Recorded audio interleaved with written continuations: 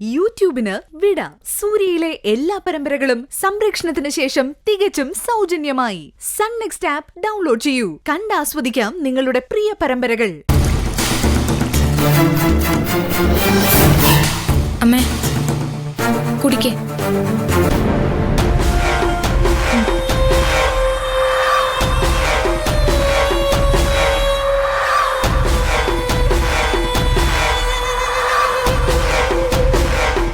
അച്ഛൻ എവിടെയാണെന്ന് എന്തേലും വിവരം കിട്ടിയ മോളെ?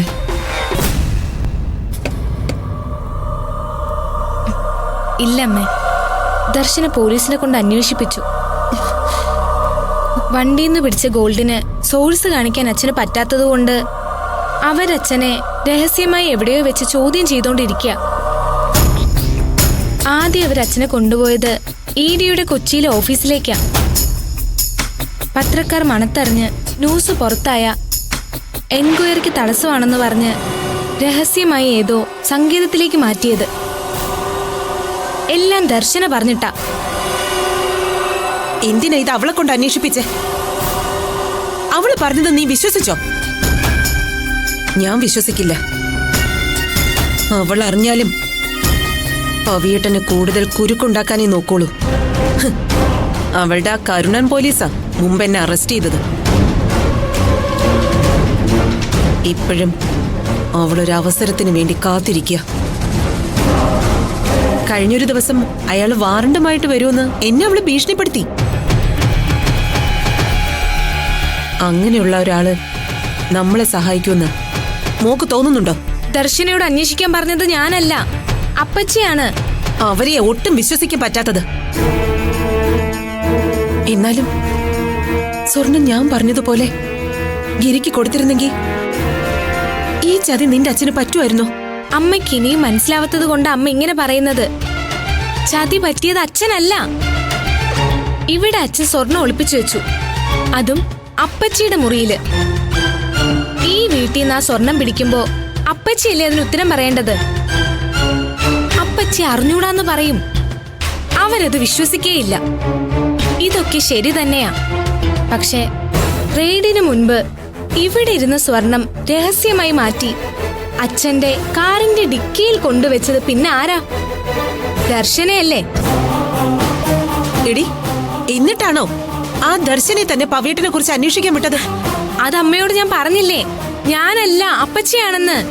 ആ, ഇവിടുന്നെടുത്ത് ആ സ്വർണം കാറിൽ കൊണ്ടുവച്ചത് ദർശനയോ ചേച്ചിയോ ആണെന്ന് അറിഞ്ഞ അവരെയും പോലീസ് പിടിക്കില്ലേ? അപ്പ അച്ഛന് എവിടുന്ന് കിട്ടിയെന്നുള്ള ചോദ്യത്തിന് ഉത്തരവാവും. അങ്ങനെ ഒരു അന്വേഷണം അവർക്ക് നേരെ വരാതിരിക്കാനല്ലേ അപ്പച്ചിയും ദർശനയും നോക്കൂ. ഉറപ്പായും പവിയേട്ടനെ വിടരുതെന്നല്ലേ അവര് പറയൂ. അമ്മ പറഞ്ഞതുപോലെയാണെങ്കിൽ അപ്പച്ചിയെയോ ദർശനയോ വിളിച്ച് ചോദ്യം ചെയ്യുമ്പോ ലോക്കറിൽ കൊണ്ടുവച്ചത് അമ്മയാണെന്ന് അവര് പറയില്ലേ? അതിന് നമ്മൾ വെച്ചത് അവര് കണ്ടില്ലല്ലോ. കാണാതെ അറിയാതെയും ആ സ്വർണം അവരെങ്ങനെ എടുത്തു അമ്മേ? അപ്പൊ അവരറിഞ്ഞു. ഒന്നെങ്കിൽ അമ്മ അത് വെക്കുന്നത് അപ്പച്ചി കണ്ടു, അല്ലെങ്കിൽ ലോക്കർ തുറന്നപ്പോ കണ്ടു കാണും. എന്നാലും റെയ്ഡ് നടക്കുമെന്ന് അവർക്കറിയില്ലല്ലോ. അതറിഞ്ഞെങ്കിൽ തറപ്പിച്ചു പറയായിരുന്നു അവരാ മാറ്റിയതെന്ന്. ഇതിപ്പോ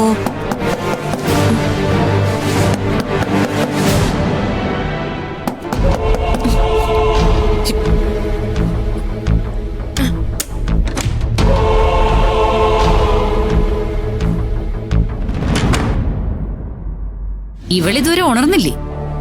ഇല്ല, ഇഞ്ചക്ഷന്റെ മയക്കത്തില. ഇടയ്ക്കൊന്ന് ഉണർന്നപ്പോ പ്രശ്നമൊന്നും തോന്നിയില്ല. അതാ ഞാൻ കെട്ടൊക്കെ അഴിച്ചു മാറ്റിയേ. അച്ഛൻ എവിടെയാന്ന് ചോദിച്ചു. ആരാ? ഒന്നുമില്ല, കിടന്നോ. ഗിരിജ കിടന്നോ? പവിയേട്ടൻ വന്നോ?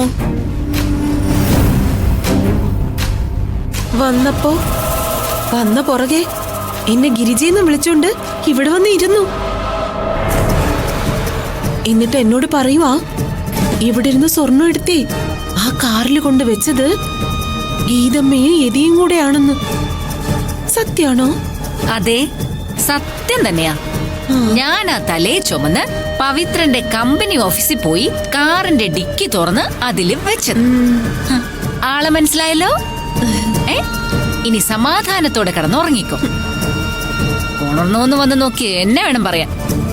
മാറങ്ങോട്ട്.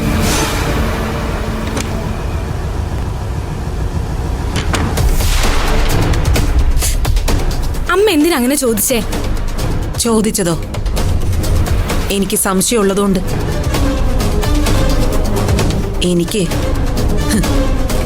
എനിക്ക് സംശയം ആ യതിയെ തന്നെയാ. ആ രഞ്ജിനിക്കും ചെറിയ മാറ്റങ്ങളൊക്കെ ഉണ്ട്. ആന്റിക്ക് മാത്രമല്ല, ആ വീണയ്ക്കും ഉണ്ട് മാറ്റം. യതിയല്ലെങ്കിൽ പിന്നെ ആരാ?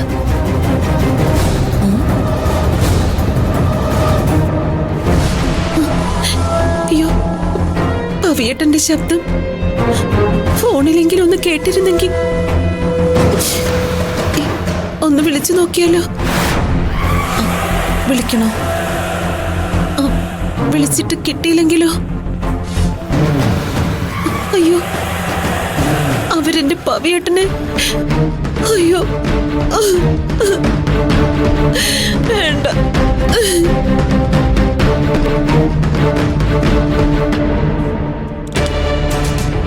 ഗിരിജാൻറ്റി ഇങ്ങനെ തുടങ്ങിയ ചോട്ടുവിന്റെ ജീവൻ ഒട്ടും സുരക്ഷിതമല്ല. നമുക്ക് നമ്മുടെ താമസം ഗസ്റ്റ് ഹൗസിലേക്ക് മാറ്റിയാലോ? സ്ഥിരമായിട്ട് അങ്ങോട്ട് മാറാനല്ല, തൽക്കാലത്തേക്ക്. രൂപേഷ് ഏട്ടൻ എന്തായി പറയുന്നേ? അമ്മ എന്നെ പറ്റി എന്ത് വിചാരിക്കും? എന്റെ അനിയത്തിക്ക് വേണ്ടി രൂപേഷ് ഏട്ടനെ ഞാൻ ബുദ്ധിമുട്ടിക്കുന്നതല്ലേ അമ്മ വിചാരിക്കൂ?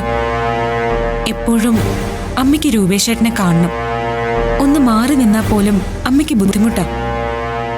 ഇത്രയും കാലത്തിനിടയ്ക്ക് 2-3 തവണയെ രൂപേഷ് ഏട്ടനെ കാണാതിരുന്നിട്ടുള്ളൂ.